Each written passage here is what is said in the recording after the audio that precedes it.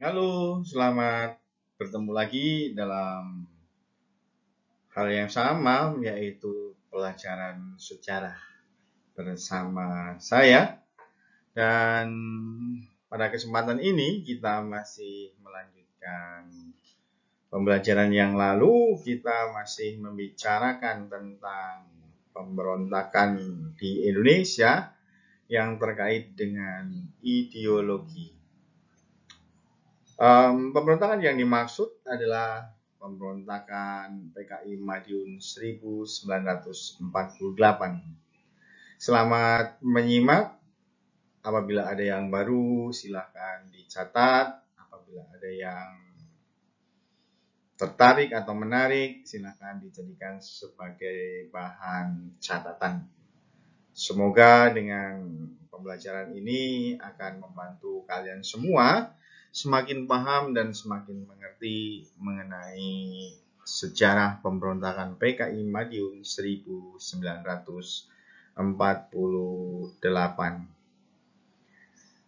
Kita lihat yang pertama adalah mengenai faktor-faktor yang menyebabkan terjadinya pemberontakan PKI di Madiun. Faktor yang pertama adalah mengenai kejatuhan kabinet Amir Saripudin setelah Amir Saripudin menandatangani perjanjian Renville. Karena dianggap oleh tokoh-tokoh nasional yang lain bahwa penandatanganan perjanjian Renville merupakan kemunduran bagi perjuangan bangsa Indonesia. Mengingat dalam perjanjian Renville salah satu isinya adalah bahwa wilayah Indonesia menjadi semakin sempit, hanya tinggal Yogyakarta dan sekitarnya. Sehingga nanti Amir Saripudin mendapat mosi tidak percaya di dalam kabinet dan jatuhlah ia. Apa akibat dari jatuhnya kabinet Amir Saripudin? Akibatnya adalah bahwa kemudian nanti Amir Saripudin akan membentuk kelompok sayap kiri dan merupakan oposisi dari kabinet yang baru. Kabinet yang baru adalah kabinet Hatta. Kemudian dalam kedudukannya sebagai oposan atau oposisi, nanti Amir Saripudin akan banyak sekali mengkritik kebijakan-kebijakan pemerintah atau kebijakan-kebijakan dari kabinet Hatta. Termasuknya nanti adalah kabinet Vera. Dan lucunya di sini nanti dalam waktu ketika Amir Saripudin menjabat menjadi Perdana Menteri, Amir Saripudin menandatangani perjanjian Renville, tetapi ketika dia menjadi oposisi, dia sungguh tidak menerima atau kemudian tidak mau menjalankan perjanjian Renville tersebut. Kemudian yang membuat Amir Saripudin menjadi ungkapan rasa kecewanya, nanti Amir akan membentuk Front Demokrasi Rakyat atau FDR, di mana Front Demokrasi Rakyat ini nanti akan terdiri dari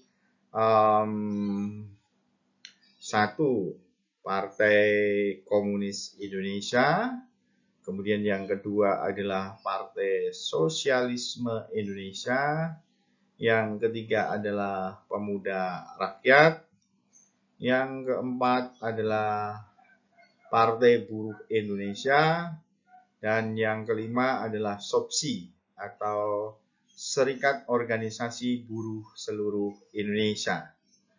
Dalam FDR ini nanti kedudukan Amir mempunyai pengaruh yang sangat kuat sekali karena mampu menyatukan kekuatan-kekuatan politik sayap kiri. Faktor pertama ini semakin diperkuat dengan faktor yang kedua. Faktor yang kedua adalah pulangnya Musso dari Uni Soviet pada tanggal 11 Agustus 1948. Pada tanggal tersebut, Musso kembali dari Uni Soviet dengan mendarat di Yogyakarta. Musso ke Uni Soviet karena memang diminta oleh pihak Uni Soviet yang meminta Musso untuk datang ke sana, dan dia memang diusir oleh kelompok Komintern Internasional dari Komunis Internasional karena memang disuruh pergi ke Uni Soviet. Dan di Uni Soviet nanti Musso akan bertemu dengan Stalin, yang sebelumnya Stalin memerintahkan agar Musso melakukan pemberontakan terhadap penjajah Belanda yang merupakan imperialis. Namun nanti Musso akan menawar bahwa lebih baik di Indonesia tidak usah diadakan pemberontakan PKI, lebih baik melalui aksi-aksi propaganda. Namun di luar pikiran Musso, di Indonesia justru nanti terjadi pemberontakan PKI yang nantinya akan membuat dia dan Alimin serta yang lainnya akan dikejar oleh pemerintah Belanda dan ditangkapnya. Lalu yang menarik dari datangnya Musso dari Uni Soviet pada tanggal 11 Agustus 1948 adalah bahwa Musso menganggap perjuangan bangsa Indonesia selama ini adalah salah. Bahwa perjuangan yang dilakukan oleh tokoh-tokoh bangsa pada waktu itu adalah salah. Bahwa sekutu yang merupakan imperialis adalah musuh dari Uni Soviet. Uni Soviet adalah komunis, merupakan teman. Maka Musso mengajak para pemimpin atau para elit-elit nasional pada waktu itu untuk merapat ke Uni Soviet. Sehingga kemudian muncul yang namanya doktrin baru yang dikeluarkan Musso, yaitu Jalan Baru, yang kemudian dalam sejarah disebut dengan Jalan Baru Musso. Kemudian faktor yang ketiga adalah tentang kebijakan RERA yang dikeluarkan oleh Kabinet Hatta, yaitu tentang rekonstruksi dan rasionalisasi anggota TNI. Di mana dalam pelaksanaannya nanti adalah bahwa TNI harus terdiri dari militer profesional. Apa itu militer profesional? Militer profesional merupakan mereka tentara yang pernah mengenyam pendidikan militer. Seperti contohnya adalah mereka yang menjadi anggota PETA, Pembela Tanah Air, dan Heiho yang merupakan bentukan dari Jepang. Dan yang dari Belanda, bentukan Belanda adalah KNIL. Dan dari KNIL nanti akan melahirkan tokoh-tokoh nasional yang cukup terkenal, seperti Presiden kita yang kedua, Soeharto, pernah mengenyam pendidikan militer di KNIL. Akibat dari pelaksanaan kebijakan RERA dari Kabinet Hatta ini adalah bahwa banyak laskar rakyat yang dikembalikan pada profesi semula, yaitu mereka yang berasal dari pelajar dikembalikan kepada pelajar, yang berasal dari profesional seperti dokter dikembalikan menjadi dokter lagi, kemudian yang dari buruh bekerja lagi di pabrik-pabrik atau perkebunan-perkebunan, dan kemudian tentunya ini akan merugikan banyak laskar rakyat yang bergabung di dalam TNI, sehingga mereka kecewa. Dan laskar-laskar yang berafiliasi dengan PKI di Jawa Tengah itu begitu banyak.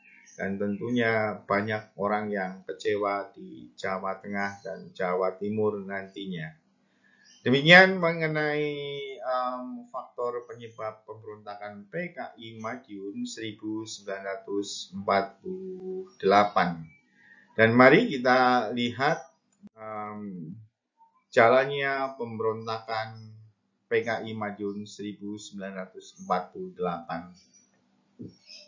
Pemberontakan ini tentunya diawali dari jatuhnya Kabinet Amir Syarifuddin yang mendapat mosi tidak percaya akibat menandatangani atau menerima atau meratifikasi perjanjian Renville, dan kemudian kekecewaan itu diaktualisasi oleh Amir Syarifuddin dengan membentuk Front Demokrasi Rakyat yang terdiri dari Partai Komunis Indonesia, Partai Sosial Indonesia, Partai Buruh Indonesia, Pemuda Rakyat, Serikat Organisasi Buruh Seluruh Indonesia.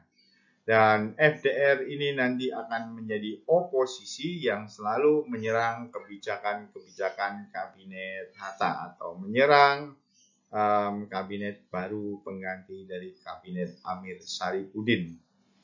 Kemudian di sisi lain, Musso yang baru datang dari Uni Soviet atau Moskow pada tanggal 11 Agustus 1948 melalui Yogyakarta, dan kemudian 2 hari berikutnya pada tanggal 13 sampai dengan 14 Agustus Musso mengadakan sidang elit Biro Partai Komunis Indonesia.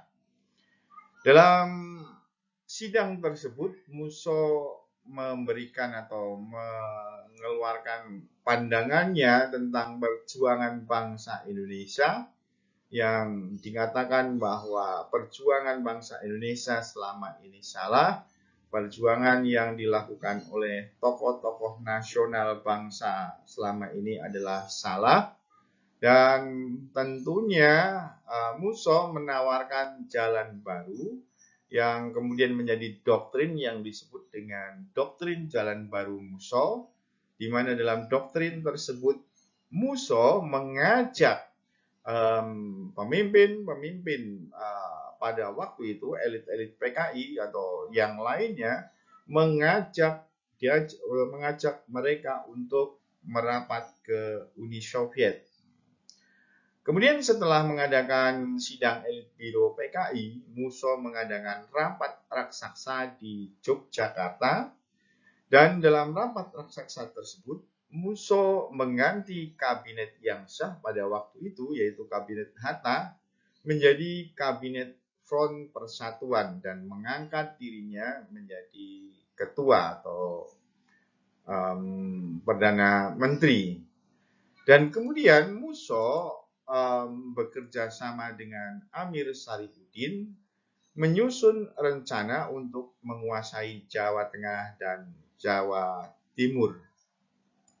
Langkah menguasai Jawa Tengah dan Jawa Timur dilakukan dengan membuat situasi menjadi panas, terutama situasi di kota Surakarta, dengan melakukan penculikan dan pembunuhan tokoh-tokoh di Surakarta, dan kemudian mengadu domba Tentara Nasional Indonesia.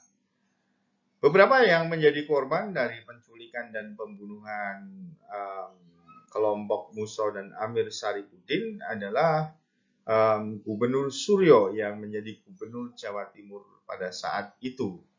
Kita tahu bahwa Gubernur Suryo merupakan orang yang mampu membakar semangat dari pemuda-pemuda atau arek-arek Surabaya ketika terjadi peristiwa 10 November 1945. Gubernur Suryo diculik bersama dengan ajudannya, lalu dibunuh dan kemudian mayatnya dibuang ke tengah-tengah hutan. Korban lainnya diantaranya adalah orang-orang pro kemerdekaan seperti Dr. Muwardi.